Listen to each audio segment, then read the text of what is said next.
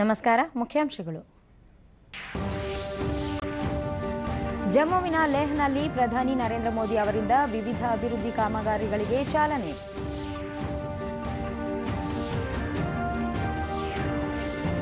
ಬಿಹಾರದ ಸೋನ್ಪುರ್ ಬಳಿ ಹಳಿ ತಪ್ಪಿದ ಸೀಮಾಂಚಲ್ ಎಕ್ಸ್ಪ್ರೆಸ್ ರೈಲು, 7 ಮಂದಿ ಸಾವು.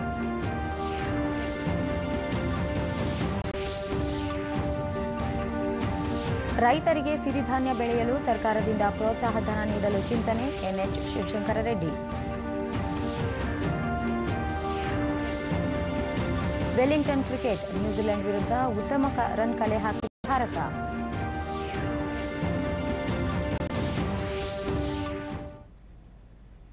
ವಾರ್ತೆಗಳ ವಿವರ. ಪ್ರಧಾನಿ ನರೇಂದ್ರ ಮೋದಿ ಇಂದು ಜಮ್ಮು ಕಾಶ್ಮೀರಕ್ಕೆ ಭೇಟಿ ನೀಡಿದ್ದು, ಲಡಾಖ್ನ ಲೇಹ್ನಲ್ಲಿ ನಡೆಯುತ್ತಿರುವ ಸಮಾರಂಭದಲ್ಲಿ ವಿವಿಧ ಅಭಿವೃದ್ಧಿ ಯೋಜನೆಗಳಿಗೆ ಚಾಲನೆ ನೀಡಿದರು. ಸಾಜ್ವಾಲ್ ಸಮೀಪದ ಚೇನಾಬ್ ನದಿಗೆ ಅಡ್ಡಲಾಗಿ ನಿರ್ಮಿಸಲಾಗಿರುವ 1000 ಉದ್ದದ ಜೋಡಿ ಮಾರ್ಗಗಳ ಸೇತುವೆಗೆ ಪ್ರಧಾನಿ ಶಂಕುಸ್ಥಾಪನೆ ನೆರವೇರಿಸಿದರು.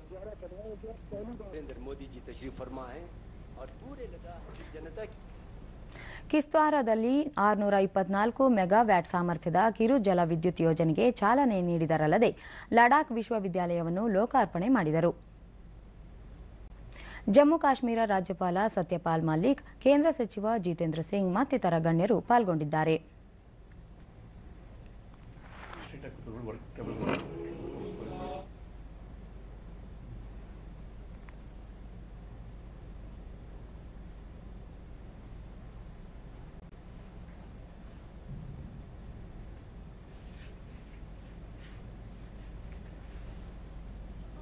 ನಂತರ ಅವರು, ಲಡಾಖ್ ಅನೇಕ ನದಿಗಳ ಸಂಗಮವಾಗಿದೆ.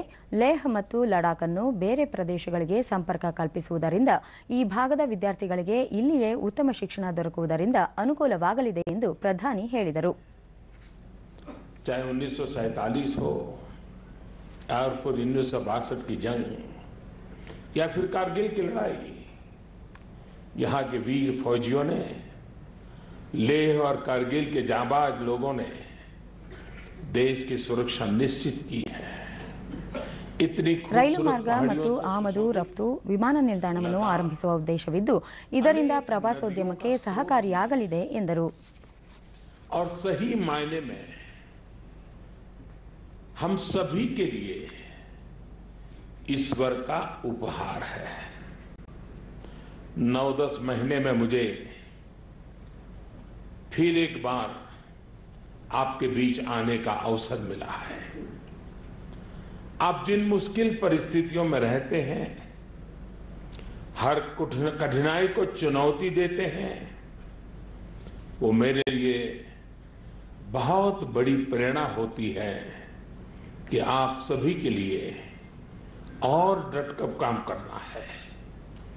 जो स्नेह आप मुझे देते हैं, मुझे ब्याज समेत विकास करके उसको लौटाना है.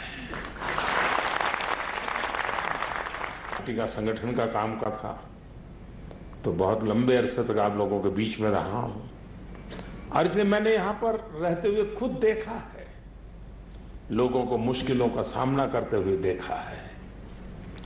साथियों, इन्हीं परेशानियों को दूर करने के लिए केंद्र सरकार पूरी तरह से प्रतिबद्ध है. और इसलिए मैं खुद बार बार लेह, लद्दाख और जम्मू कश्मीर आता रहता हूं. ವೈಟ್ಫೀಲ್ಡ್ ಮತ್ತು ಬಾಣಸವಾಡಿ ನಡುವೆ ವಿಶೇಷ ಡೆಮೋ ರೈಲು ಉದ್ಘಾಟನಾ ಕಾರ್ಯಕ್ರಮಕ್ಕೆ ಲೋಕಸಭಾ ಸದಸ್ಯ ಪಿಸಿ ಮೋಹನ್ ಹಸಿರು ನಿಶಾನೆ ತೋರಿದರು.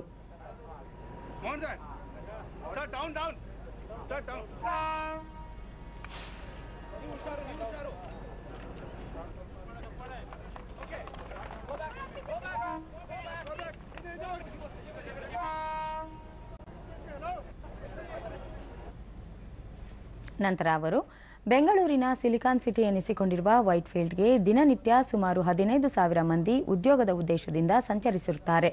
ನೈಋತ್ಯ ರೈಲ್ವೆ ಈ ಮಾರ್ಗದಲ್ಲಿ ರೈಲ್ವೆಯ ಸಂಪರ್ಕ ಆರಂಭಿಸಿರುವುದರಿಂದ ಹೆಚ್ಚಿನ ಉದ್ಯೋಗಿಗಳಿಗೆ ಅನುಕೂಲವಾಗಲಿದೆ ಎಂದರು. ಒಂದು ಸಬರ್ಬನ್ ಸರ್ವಿಸ್ಗೆ ಇಟ್ಟರು, ಅದರಲ್ಲಿ 12,000 ಕೋಟಿ ಒಂದು ಇನ್ಫ್ರಾಸ್ಟ್ರಕ್ಚರ್ಗೆ, ಒಂದು 5,000 ಕೋಟಿ ರೋಲಿಂಗ್ ಸ್ಟಾಕ್ಸ್ಗೆ ಇದನ್ನಿಟ್ಟಿದ್ದಾರೆ. ಈ ಒಂದು ಏನೊಂದು ಸಬರ್ಬನ್ ಆಗುವಂಥದ್ದು ಇವತ್ತು ಸಬರ್ಬನ್ ಅಂತ ಹೇಳಿದ್ರೆ ಬೆಂಗಳೂರು ಮತ್ತು ಸುತ್ತಮುತ್ತಲಿನ ಒಂದು ಅರ್ಬನ್ ಸರ್ವಿಸು, ಅರ್ಬನ್ ಟ್ರಾನ್ಸ್ಪೋರ್ಟ್ ಬಂದು ಇದು ಒಂದು ಕೇಂದ್ರ ಸರ್ಕಾರದ ಒಂದು ಅಲ್ಲ, ರೈಲ್ವೆ ಅವ್ರದ್ದಲ್ಲ.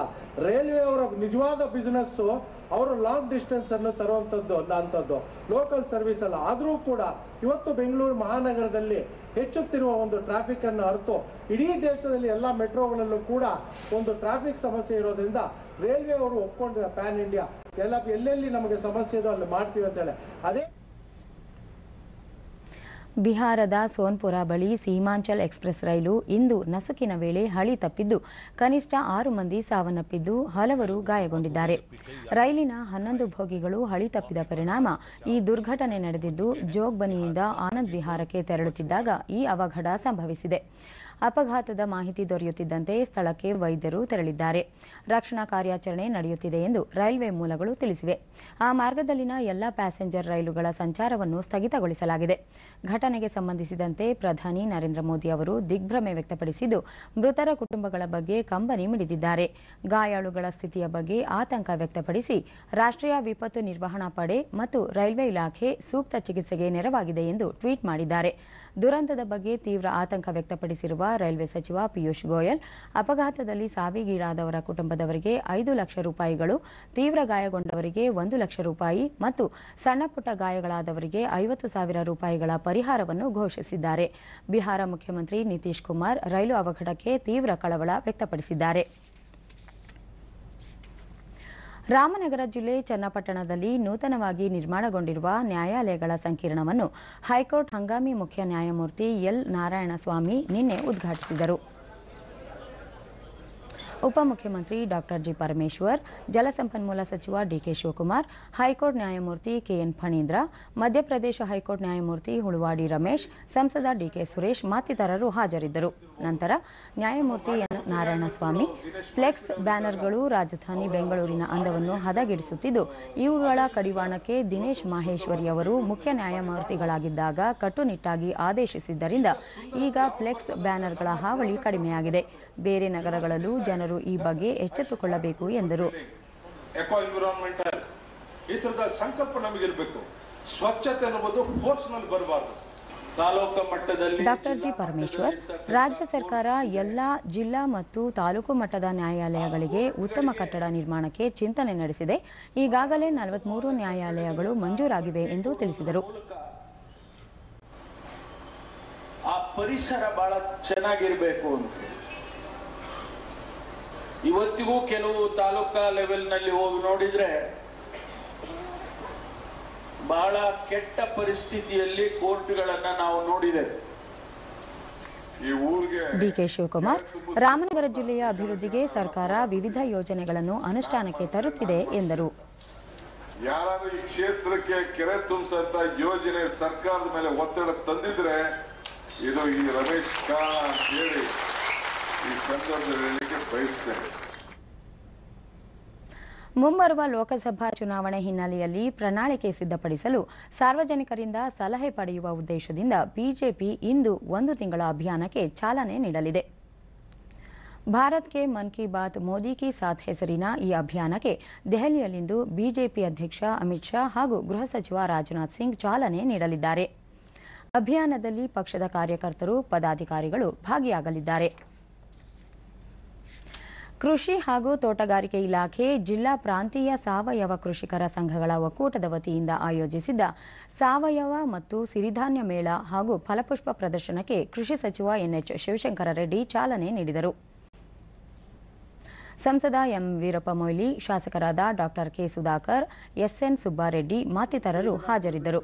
ನಂತರ ಶಿವಶಂಕರ ರೆಡ್ಡಿ, ಸಾವಯವ ಸಿರಿಧಾನ್ಯಗಳ ಉತ್ತೇಜನಕ್ಕೆ ಸರ್ಕಾರ ಈಗಾಗಲೇ ಕೃಷಿ ನೀತಿ ತಂದಿದ್ದು, ಬರುವ ಬಜೆಟ್ನಲ್ಲಿ ರೈತರಿಗೆ ಸಿರಿಧಾನ್ಯ ಬೆಳೆಯಲು ಪ್ರೋತ್ಸಾಹ ಧನ ಮತ್ತು ಕನಿಷ್ಠ ಬೆಂಬಲ ಬೆಲೆ ನೀಡಲು ಸರ್ಕಾರ ಚಿಂತನೆ ನಡೆಸಿದೆ ಎಂದರು. ಇಂದಿರಾ ಕ್ಯಾಂಟೀನ್, ವಿದ್ಯಾರ್ಥಿ ವಸತಿ ನಿಲಯಗಳು ಹಾಗೂ ಶಾಲೆಗಳಲ್ಲಿ ವಾರಕ್ಕೊಮ್ಮೆ ಸಿರಿಧಾನ್ಯ ಆಹಾರ ಪೂರೈಕೆ ಮಾಡಲು ಸರ್ಕಾರ ಚಿಂತನೆ ನಡೆಸುತ್ತಿದ್ದು, ಸಿರಿಧಾನ್ಯಗಳ ಆಹಾರ ಬಳಸುವುದರಿಂದ ಉತ್ತಮ ಆರೋಗ್ಯ ಕಾಪಾಡಿಕೊಳ್ಳಬಹುದು ಎಂದರು. ಒಂದು ಕ್ಷೇತ್ರ ಇರಬಹುದು, ಸಾವಯವ ಕೃಷಿ ಉತ್ಪನ್ನಗಳ ಒಂದು ಉತ್ಪಾದನೆ ಇರಬಹುದು, ಬಹಳ ಮುಂಚೂಣಿಯಲ್ಲಿ ಕರ್ನಾಟಕ ರಾಜ್ಯ ಇದೆ ಅಂತಕ್ಕಂಥದ್ದು ಬಹಳ ನಾವೆಲ್ಲ ಕೂಡ ಹೆಮ್ಮೆ ಪಡುವಂಥ ವಿಚಾರ ಅಂತ ನಾನು ಹೇಳಲಿಕ್ಕೆ ಬಯಸ್ತೇನೆ. ಇದೇ ವೇಳೆ ಮೇಳದ ಅಂಗವಾಗಿ ರಂಗೋಲಿ, ಸಿರಿಧಾನ್ಯಗಳ ಅಡುಗೆ ಸೇರಿದಂತೆ ವಿವಿಧ ಸ್ಪರ್ಧೆಗಳನ್ನು ಆಯೋಜಿಸಲಾಗಿದ್ದು, ರಾಸುಗಳ ಹಾಗೂ ಫಲಪುಷ್ಪ ಪ್ರದರ್ಶನ ನೋಡುಗರನ್ನು ಆಕರ್ಷಿಸಿದವು.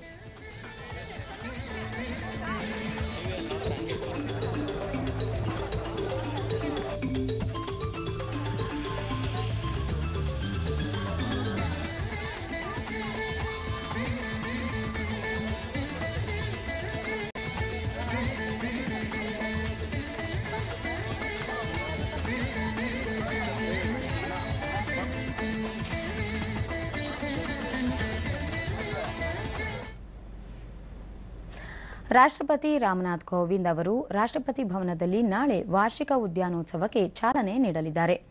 ರಾಷ್ಟ್ರಪತಿ ಭವನದ ವಿಶಾಲವಾದ ಮೊಘಲ್ ಉದ್ಯಾನವು ಸಾರ್ವಜನಿಕ ವೀಕ್ಷಣೆಗೆ ತೆರೆಯಲಿದೆ. ಬುಧವಾರದಿಂದ ಮಾರ್ಚ್ 10ರವರೆಗೆ ಬೆಳಗ್ಗೆ 9ರಿಂದ ಸಂಜೆ 4ರವರೆಗೆ ಸಾರ್ವಜನಿಕರು ಈ ಉದ್ಯಾನವನದ ಅಪರೂಪದ ಪುಷ್ಪ ಹಾಗೂ ಸಸ್ಯ ಸಂಪತ್ತನ್ನು ವೀಕ್ಷಿಸಬಹುದು.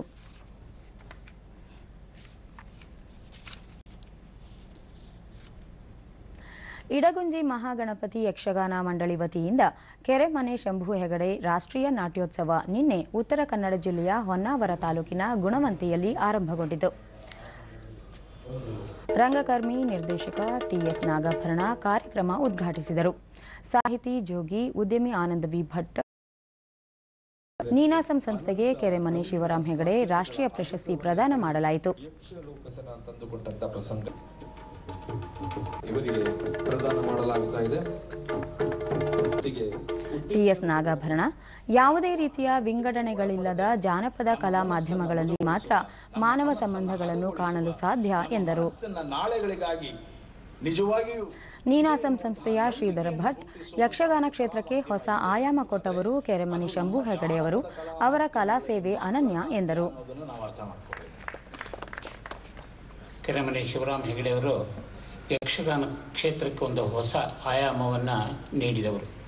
ತಮ್ಮ ನೃತ್ಯ, ಅಭಿನಯ, ಮಾತುಗಳ ಮೂಲಕ ಆ ಪಾತ್ರಗಳನ್ನು ಹೊಸ ನೆಲೆಗಟ್ಟಿನಲ್ಲಿ ಕಟ್ಟಿದವರು.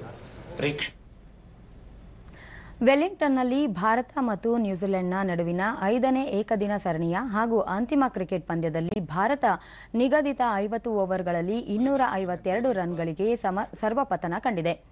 ಭಾರತದ ಪರ Ambati Rayudu 90 run, V Shankar 45 run, Hardik Pandya 45 ಗಳಿಸಿ ಪಂದ್ಯ ಉತ್ತಮ ಮೊತ್ತ ರನ್ ಕಲೆ ಹಾಕಲು ಸಾಧ್ಯವಾಯಿತು.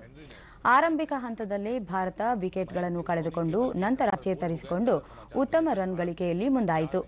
ಮೊದಲ 3 ಪಂದ್ಯಗಳನ್ನು ಗೆಲ್ಲುವ ಮೂಲಕ ಸರಣಿಯನ್ನು ಕೈವಶ ಮಾಡಿಕೊಂಡಿರುವ ಪ್ರವಾಸಿ ಭಾರತ ತಂಡ 3-1 ಮುನ್ನಡೆ ಸಾಧಿಸಿದೆ. 4ನೇ ಪಂದ್ಯದಲ್ಲಿ ಆತಿಥೇಯ ನ್ಯೂಜಿಲೆಂಡ್ ಭಾರತ ತಂಡವನ್ನು 8 ವಿಕೆಟ್ಗಳಿಂದ ಮಣಿಸಿತ್ತು. ಕೊನೆಯಲ್ಲಿ ಮತ್ತೊಮ್ಮೆ ಮುಖ್ಯಾಂಶಗಳು.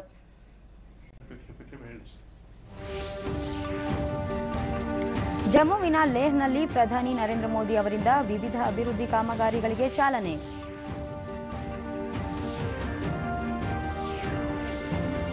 ಬಿಹಾರದ ಸೋನ್ಪುರ್ ಬಳಿ ಹಳಿ ತಪ್ಪಿದ ಸೀಮಾಂಚಲ್ ಎಕ್ಸ್ಪ್ರೆಸ್ ರೈಲು, 7 ಮಂದಿ ಸಾವು.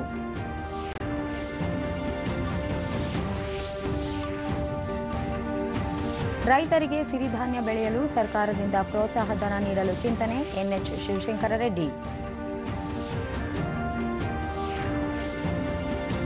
ವೆಲ್ಲಿಂಗ್ಟನ್ ಕ್ರಿಕೆಟ್, ನ್ಯೂಜಿಲೆಂಡ್ ವಿರುದ್ಧ ಉತ್ತಮ ರನ್ ಕಲೆ ಹಾಕಿದ ಭಾರತ. ನಮ್ಮ ಮುಂದಿನ ವಾರ್ತಾ ಪ್ರಸಾರ ಮಧ್ಯಾಹ್ನ 1 ಗಂಟೆಗೆ ಚಂದನದಲ್ಲಿ. ನಮಸ್ಕಾರ.